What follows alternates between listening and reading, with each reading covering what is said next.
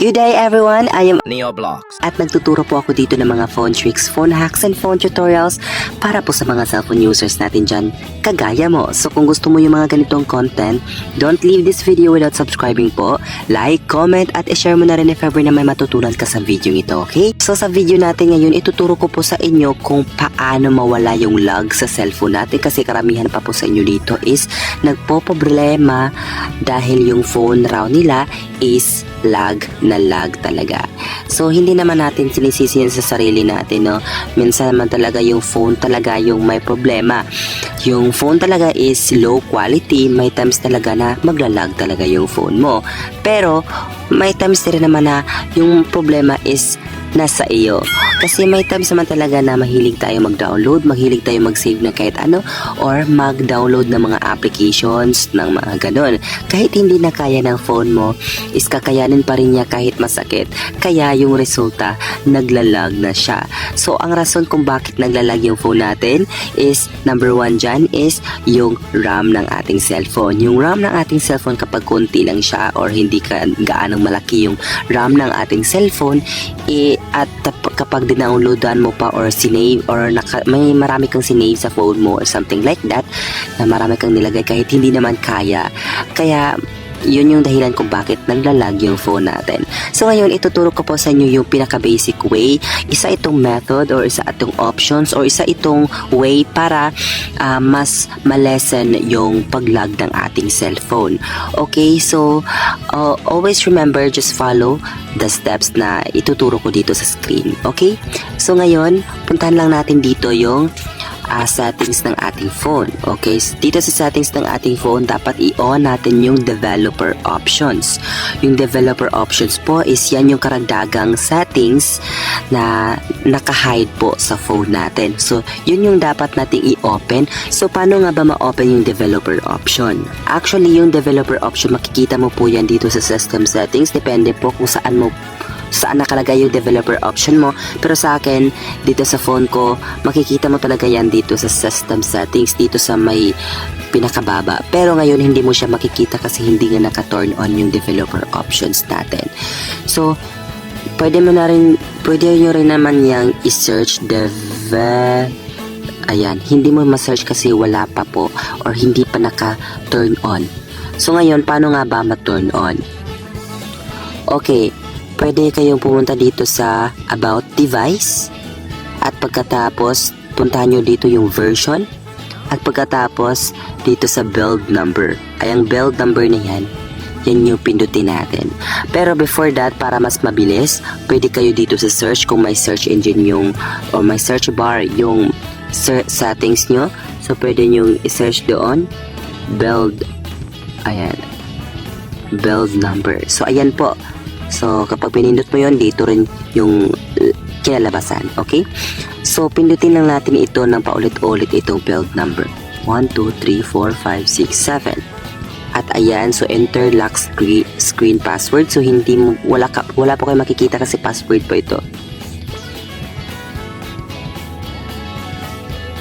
At pagkatapos mong nalagay yung password, so bumalik ka na dito. Tapos, i-back lang natin yan. At ngayon, puntahan natin ulit dito yung system settings. Ayan po. At dito sa pinakaibaba, may makikita na po kayong developer options dyan. Pero mas madali, mas maganda na i-search mo na lang para mas mabilis. Developer option. Ayan po. So, pindutin po natin yan. Ayan, naka-turn on po yan. At kapag, always remember po, at kapag naka-turn off po ito, kapag pinindot mo yan at tinurn off mo, automatic na babalik ka naman sa build number at i-open mo naman ulit. Ganun po yun. So ngayon dito, hanapin po natin dito yung background process limit. Scroll down mo lang hanggang may makikita kang background process limit. Ayan po.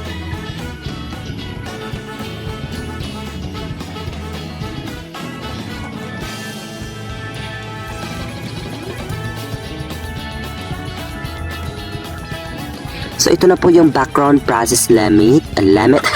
Background process limit. Ayan po. Kapag pinindot mo po yun, nandito po siya sa standard limit. So, ngayon, meron kayong choices dito. Ano ba Meron kayong choices dito, no background processes, at most 1 process, at most 2 processes, at most 3 processes, at most 4 processes. So ngayon ang ibig sabihin po dito is yung mga background processes, yung mga applications na nagra-run sa background. Yan po yung ibig sabihin niya. At kapag pinindot nyo po itong no background process limit, ayan po, no background processes, ibig sabihin, wala na pong magra-run na application sa background na siyang dahilan kung bakit po naglalag yung phone natin. Kasi once merong mga applications na nagra-run sa background, kahit na naka-back pa yan or naka-delete recents na po yan, nagra-run pa rin yan sa background. So, ibig sabihin is nagko-consume pa yun ng life ng iyong phone. At ibig sabihin doon, kapag naka-on yun, is naglalag talaga yung phone natin doon. At isa pa, ang advantage dito is kapag no background processes ka, mas makakasave ka sa battery mo kasi wala nang nagra-run na application sa background. So, kakayanin natin to. Okay. Ibig sabihin din naman ito itong at most 1 process. Ang ibig sabihin rin naman yan is kapag pinindot mo yan, isang apps po yung magra-run sa background. Then, ito namang at most 2 processes is 2 apps, tapos 3 processes, may 3 apps, 4 processes, may 4 na apps. At kapag itong standard limit, kung ano yung mga applications na ino-open mo na nagra-run sa background, is yun talaga yung magra-run. Okay, yan yung standard limit. So, mas mabuti na piliin natin dito yung no background processes. So, very helpful. So, very helpful po ito para dun sa mga laging nagdalag kasi mas malesen na po talaga yung paglalag nyo dito. This is the only way. Hindi naman niya only way. This is another way pala. So, this is another way para mas malesen yung paglag ng ating cellphone. At isa, always remember na nakakasave rin ito sa ating battery life in most cases. So, yun po guys. So, sana nakatulong ang video nito sa iyo at sana may natutunan kayo sa video nito. At kung gusto nyo pa ng mga ganitong content, don't leave this video without subscribing po. Like, comment, at i-share mo na yan if ever na may matutunan ka sa video ito, okay? So, that's all for today guys. Thank you so much and God bless po sa ating lahat. Thank you!